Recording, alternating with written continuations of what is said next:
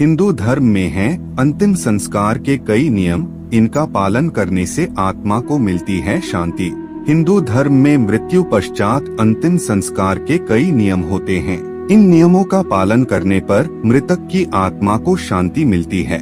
गरुड़ पुराण में भी इस बात का जिक्र किया गया है कि परिजन के मृत्यु पश्चात नियमों का पालन करने से जीवात्मा को शांति मिलती है और उसे स्वर्ग में स्थान प्राप्त होता है।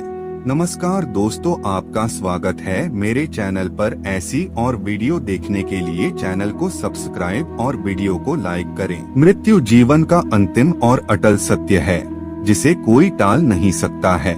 जिसने जन्म लिया है उसकी मृत्यु अटल है और मृत्यु के बाद उसका पुनः जन्म भी निश्चित है।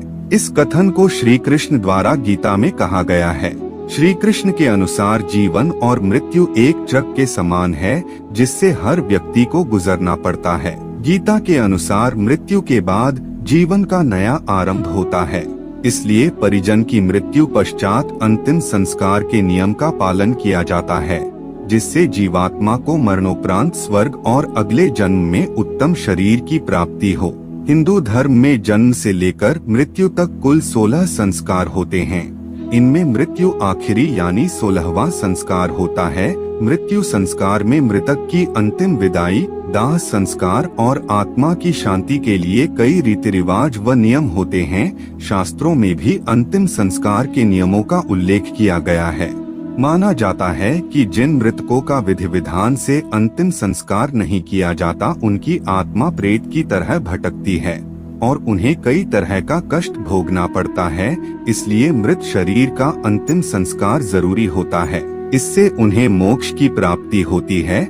मृत्यु के बाद मृत के अंतिम संस्कार के नियमों के बारे में जिनका पालन करना घर के व्यक्तियों के लिए जरूरी बताया गया है। अंतिम संस्कार के ये नियम हैं बेहद जरूरी। मृत्यु के बाद दाह संस्कार से पहले मृतक को स्नान कराया जाता है। इसके बाद उसके शरीर पर चंदन, घी और तेल का लेप लगाकर नए वस्त्र पहनाए जाते हैं। हिंदू धर्म में सूर्यास्त के बाद कभी भी दाह संस्कार नहीं किए जाते हैं। माना जाता है कि जिस व्यक्ति का अंतिम संस्कार सूर्यास्त के बाद होता है, उसकी आत्मा परलोक में भटकती है। जो व्यक्ति शव को अग्नि देता है, इसे छेद किए हुए मटके में पानी भरकर शव की परिक्रमा करनी होती है और इसके बाद मटका फोड़ दिया जाता है। ऐसा करने से मृतक के साथ उसका मोह खत्म होता है।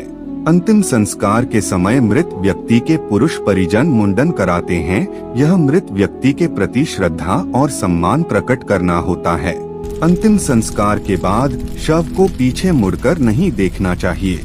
अंतिम संस्कार के बाद घर लौटने पर सभी व्यक्तियों को दांतों से नींद को चबाकर फेंकना चाहिए। फिर लोहा, अग्नि, जल और पत्थर का स्पर्श करने के बाद ही घर के भीतर प्रवेश करना चाहिए। मृतक व्यक्ति के नाम से घर के बाहर एक दीप संध्या के समय कम से कम 11 दिनों तक जरूर जलाना चाहिए। दाह संस्कार के बाद 12वें या 13वें दिन मृत्यु भोज कराया जाता है। दरअसल मृत्यु के बाद मृतक के घर पर बाहरी लोग नहीं आते, लेकिन मृत्यु भोज के बाद सामान्य रूप में बाहरी लोगों का आना जाना पुनः प्रारंभ हो जाता है।